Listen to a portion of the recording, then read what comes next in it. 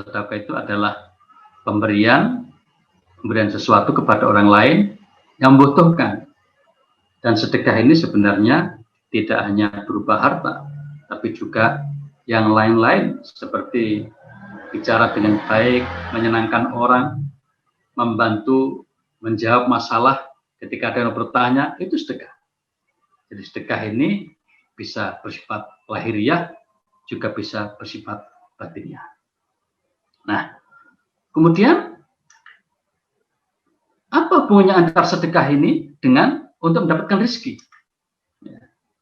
Dalam Al-Quran, surat Saba ayat ke-9, Allah menegaskan, wa ma anfaqtum min syai'in fahuwa yukhlifuh wa huwa khairur raziqin.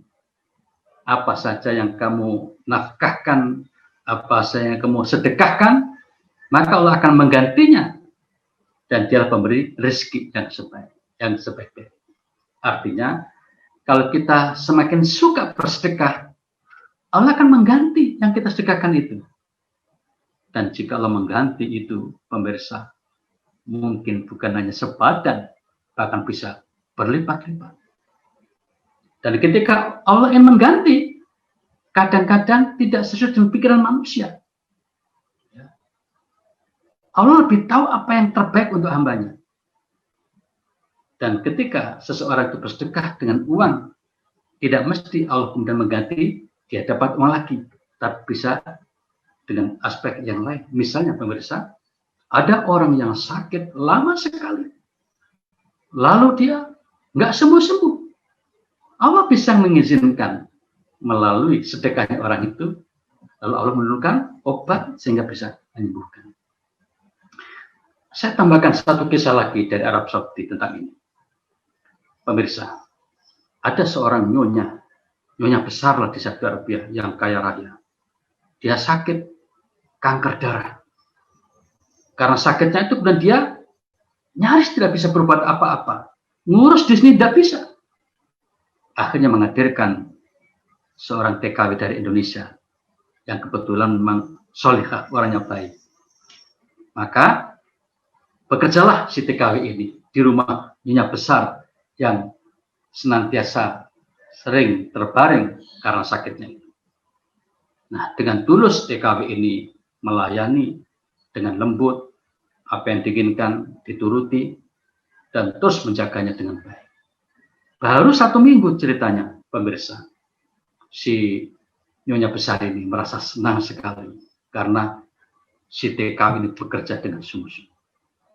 Maka dari sekian kegiatan pekerjaan yang dilakukan, ada satu hal yang aneh, kata nyonya besar ini.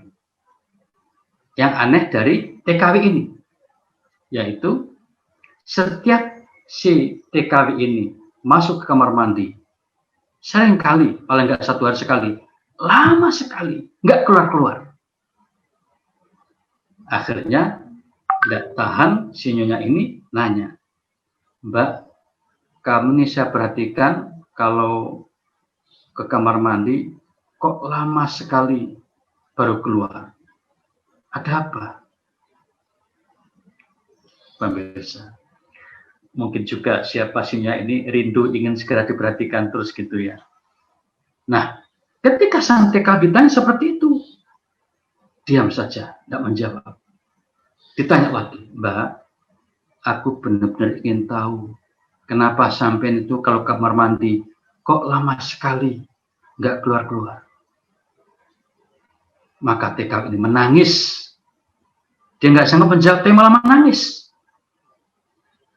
Nah, dengan hati-hati, dengan pelan-pelan, nyonya ini semakin penasaran, menanyakan lagi, Mbak, tolong saya menjelaskan biar kami ini tahu kenapa saya ini ada masalah apa. Akhirnya pemirsa, si TKW bercerita bahwa sebenarnya sang TKW ini berangkat ke Mekah, ke tanah suci Mekah ini baru 20 hari melahirkan anaknya. Karena itu maka mengapa dia lama di kamar mandi? Karena ASI-nya yang terus berkumpul menjadi banyak. Kalau ini tidak diperas dan dikeluarkan atau dibuang, maka dia semakin sakit. Lalu si TKW mengatakan, itulah Nyonya, mengapa aku lama sekali ke kamar mandi, karena aku memeras ASI ini, saya keluarkan, saya buang agar menjadi berkurang lagi. Mendengar cerita TKW ini, terenyuh si Nyonya besar ini. Waduh Mbak, kalau begitu berarti sampean lebih menderita dari aku. Sampean lebih menderita dari aku. Kemudian si Nyonya besar ini terketuk hatinya. Udahlah, kalau begitu sampean pulang saja. Nggak usah kerja. Nggak usah khawatir. Kontrak selama 2 tahun ini akan saya bayar. Semuanya akan saya bayar. Saya pulang, saya kasih tiket. Si TKW lalu mengatakan dengan menangis bahagia, lalu bagaimana dengan Nyonya?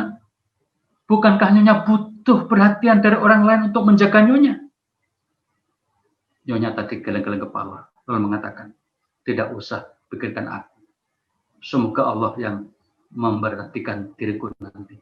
Sudah sampean berkemas-kemas, pulang, saya siapkan uangnya dan sebagainya. Akhirnya TKW ini benar, baru 1 pekan atau menjelang 2 pekan, kemudian pulang dari tanah suci atau Saudi Arabia ini, dan kemudian di tanah air menjumpai keluarganya dan anaknya yang dilahirkan itu. Tentu bahagia sekali keluarganya, anaknya, dan dia dapat uang kira-kira kalau dihitung untuk sekarang nilainya 150 juta, yaitu sebagai pembantu selama kurang lebih 2 tahun. Tapi dia kerja baru sepekan, semuanya dikasihkan. Itulah sedekah yang diberikan oleh Sang Nyonya Besar. Bagaimana cerita berikutnya, pemirsa? Semenjak si Nyonya Besar ini memberikan sedekah atau infak kepada si TKW ini dalam jumlah sekitar 150 juta itu, kerja baru 1 minggu dikasihkan segitu banyak karena memang dia ingin membantu. Maka perasaan si Nyonya Besar ini bahagia sekali.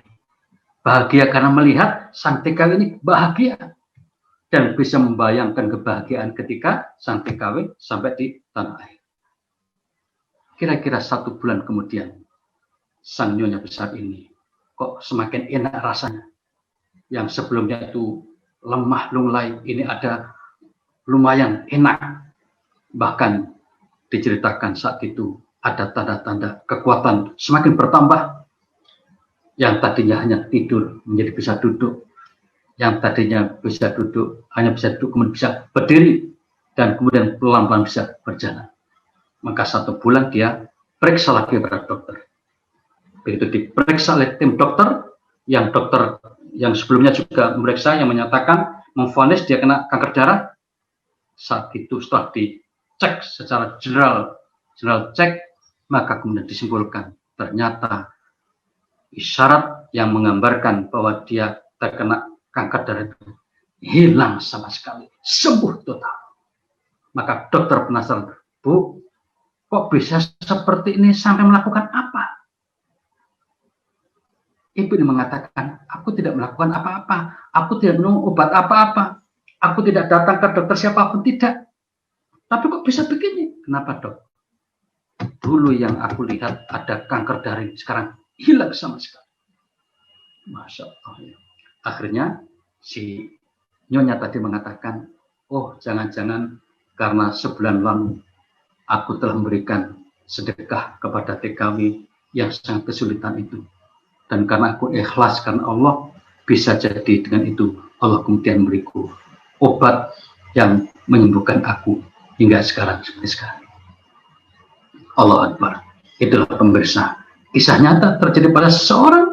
Dia mendapatkan rezeki berupa kesembuhan yang luar biasa. Ya, dengan sedekah sekitar 100 juta lebih itu. Allah ya, mengganti dia bukan dengan uang, tetapi dengan kesembuhan dari sakit kanker darah tadi.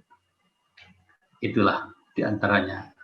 Makanya Nukai mengatakan salah satu kunci untuk mendapatkan rezeki adalah dengan membiasakan sedekah.